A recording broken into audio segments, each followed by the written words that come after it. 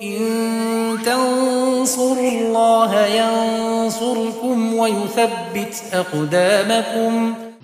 Suhaib Ar-Rumi adalah seorang budak yang ditawan kemudian dijual di pasar Makkah. Kemudian beliau menjadi salah seorang budak dari pemuka Quraisy terkenal.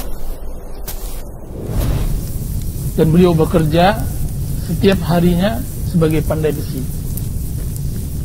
membuat pedang dan semacamnya.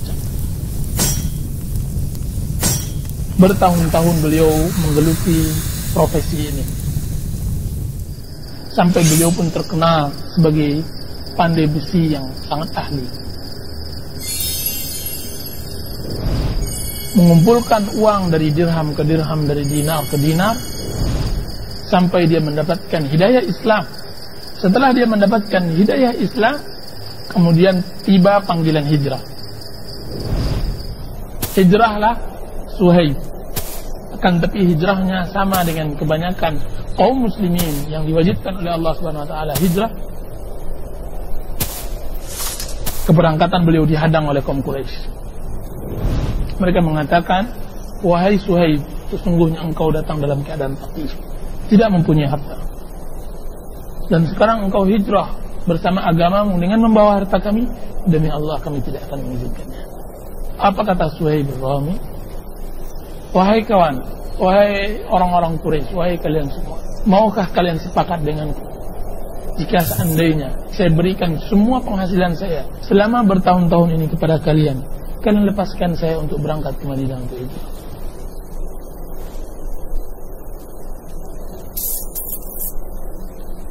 Mereka setuju karena mereka menginginkan dunia dan tidak menginginkan akhirat. Apa yang terjadi? Ketika bertemu dengan Rasulullah SAW, wajah Rasulullah langsung bercahaya. Dipeluknya Suhaib ketika datang dari Makkah ke Madinah, dan dia langsung mengatakan, "Rabihal bai'u ya Suhaib, Rabihal bai'u ya Suhaib." Jual belimu sangat sukses, wahai Suhaib. Jual belimu sangat sukses. Bagi orang kafir itu bukanlah sebuah sukses, kan tapi bagi Islam dan muslimin itu adalah sukses. Kalau seandainya dia merugi dalam hitungan dunia, maka Suhaib tidak akan merugi dalam hitungan akhirat. Makanya di dalam masalah hidup pun manusia tidak akan lebih dari dia mendapatkan kesusahan dan kelapangan. Manusia tidak lepas, baik yang kaya maupun yang miskin. Dia kadang-kadang lapang menurut istilahnya dia, dan dia kadang-kadang sempit menurut istilahnya dia, menurut kehidupannya dia. Bagi orang kafir, dia menganggap kesuksesan dan kebahagiaan hanya pada kelapangan saja, tidak pada sukses.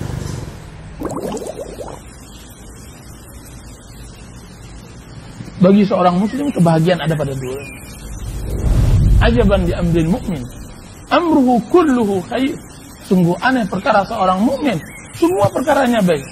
Jika seandainya dia timpakan musibah dan dia bersabar, itu lebih baik baginya. Ketika ditimpakan kepada dia kelapangan dan kemudahan, kemudian dia bersyukur, itu lebih baik. Dan tidak dimiliki kecuali bagi seorang mukmin.